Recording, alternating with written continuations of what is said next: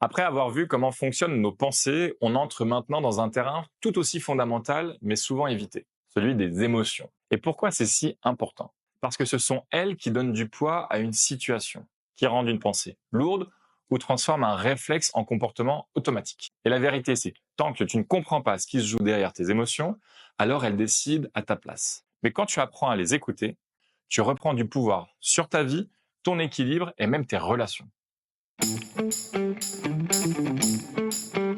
Alors, c'est quoi une émotion? Une émotion, c'est une énergie en mouvement. Elle vient toujours d'ailleurs avec un besoin en coulisses. Quand tu ressens une émotion, ton corps te dit «Hey, il y a un message ici, écoute-moi». Mais au lieu de ça, qu'est-ce qu'on fait la plupart du temps? On fuit, on bloque, on fait comme si de rien n'était. Résultat, le message revient. Et quand il revient encore plus fort. Les émotions, elles ne sont pas des problèmes. Ce sont tes indicateurs. Elles ne sont ni bonnes ni mauvaises, juste agréables ou inconfortables. Joie, amour, enthousiasme, c'est facile à accueillir.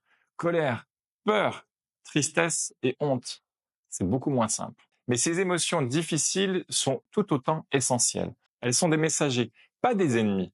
Et tant que tu les ignores, elles s'expriment autrement. Dans ton corps, dans tes réactions et dans tes relations avec les autres. Il existe deux catégories d'émotions. La première, c'est l'émotion de type pathos. C'est la colère, la tristesse ou l'euphorie, qui sont souvent des distorsions de la réalité. Par exemple, tu es frustré de ne pas pouvoir passer autant de temps qu'avant sur ton entreprise. Cette frustration peut te paralyser si elle n'est pas gérée. Et puis, il y a l'émotion de type ethos. Celles-ci sont équilibrées, comme la gratitude, l'inspiration ou l'amour inconditionnel. Elles permettent de synthétiser les opposés et de rester connectés à notre mission. Par exemple, ressentir de la gratitude pour le temps passé avec ton enfant, tout en comprenant que ce moment n'est pas du temps perdu pour ton entreprise. Une émotion, ce n'est pas qu'un concept mental, c'est aussi une réaction physique. Ton cœur s'accélère, tes épaules se tendent, ton ventre se noue, tes yeux piquent. Et ce signal corporel renforce ta pensée, ce qui crée des boucles émotionnelles. La première boucle émotionnelle, c'est celle de la contre-performance. Une émotion négative comme la frustration entraîne la colère, puis la culpabilité et finit par un sentiment d'impuissance. Par exemple, un performeur peut se dire « je suis incapable de tout gérer », ce qui alimente un cercle vicieux. La seconde, c'est la boucle d'expansion.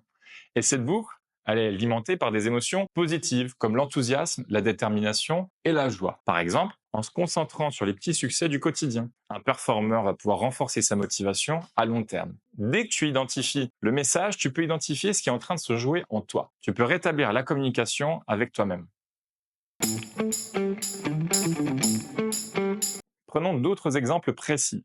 Tu ressens de la colère. Le besoin derrière, c'est peut-être une limite non respectée. Tu ressens de la peur. Tu cherches sûrement plus de sécurité ou de clarté. Tu ressens de la tristesse. Peut-être que quelque chose mérite d'être digéré ou simplement honoré. Les émotions, ce sont des signaux intelligents. Le tout, c'est d'apprendre à les décoder. C'est aussi d'accueillir au lieu de fuir parce que tu n'as pas à les contrôler. Tu n'as pas à les effacer. Tu as juste à leur laisser un espace pour s'exprimer, mettre des mots simples dessus et respirer à travers elles. Non, elles ne disparaîtront pas d'un claquement de doigts, mais elles cesseront de te submerger sans prévenir. L'astuce du performeur, c'est que quand une émotion te traverse, plutôt que de la fuir, demande-toi simplement qu'est-ce qu'elle essaye de me dire et prends le temps d'observer. Souvent, le message est bien plus clair que tu ne le crois. Alors maintenant, passe à l'exercice suivant. Recherche les bénéfices des défaites du passé. L'objectif ici va être de rééquilibrer les marqueurs négatifs pour te libérer de leurs contraintes dans ton quotidien. En 1, prends une feuille et liste des échecs marquants. Et pour chaque échec, note au moins 15 bénéfices. Tes capacités développées, tes relations renforcées, tes apprentissages, etc. Et 3, observe comment ces expériences ont contribué à la personne que tu es aujourd'hui. Et il y a une option communautaire. Tu peux partager ton exploration dans la communauté avec le hashtag langage des émotions. Et surtout, va lire un autre post. Et tu verras que tu n'es jamais seul à ressentir.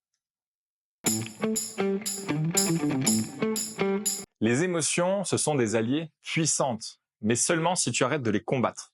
Ta vraie force, ce n'est pas de tout contrôler, c'est de rester à l'écoute, même quand c'est inconfortable.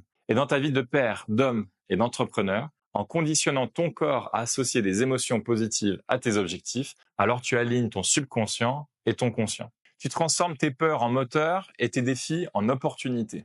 Accueillir une émotion, c'est te reconnecter à toi et à ta mission.